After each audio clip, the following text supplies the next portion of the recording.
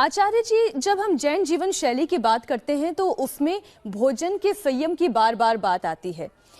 जब हम भोजन के संयम की बात आती है तो कई लोग जो अभी आपको सुन रहे होंगे वो ये सोचेंगे कि आप मांसाहार के लिए मना कर रहे हैं, जबकि मांसाहार से भी बहुत सी आवश्यक न्यूट्रिशन उन्हें मिलते हैं।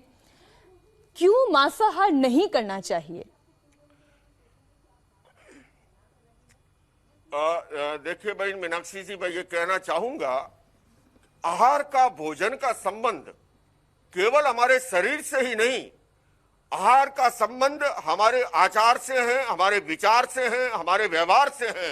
और मैं अगर एक पंक्ति में कहूं, आहार हमारा शरीर, मन, बुद्धि, इंद्रिय, भावना और आत्मा, इन सबको प्रभावित करता है। इसीलिए हमारे ऋषि मुनियों ने कहा था, जैसा खावे अन्न वैसा होवे मन। और आधुनिक मेडिकल साइंस इस बात को एक्सेप्ट करता है कि जैसा हम भोजन ग्रहण करते हैं वैसा हमारे मस्तिष्क में न्यूरोट्रांसमीटर का निर्माण होता है और उसी के साथ हम दूसरों के साथ बिहेवियर करते हैं, व्यवहार करते हैं।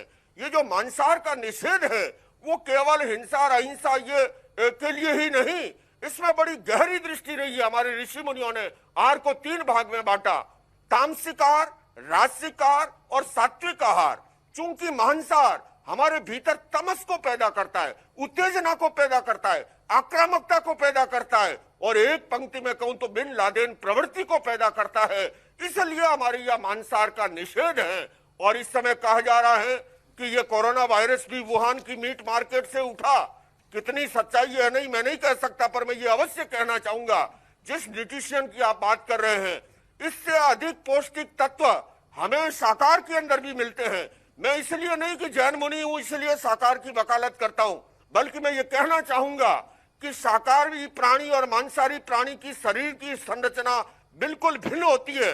उसके हाथों की संरचना, उसके दांतों की संरचना, उसके पंजे की संरचना। तो मनुष्य मूलतः मांसाहारी प्राणी है ही नहीं। तो 3 तत्व हैं, प्रकृति, विकृति और संस्कृति। तो मनुष्य अपने आप में शाकाहारी प्राणी है। और इसलिए, और पर्यावरण की भी अगर बात करूं, मांसाहार कितना पर्यावरण को नुकसान पहुंचाता है, कितना जल खर्च होता है, कितना अनाज खर्च होता है 1 किलो मांस को पैदा करने के लिए।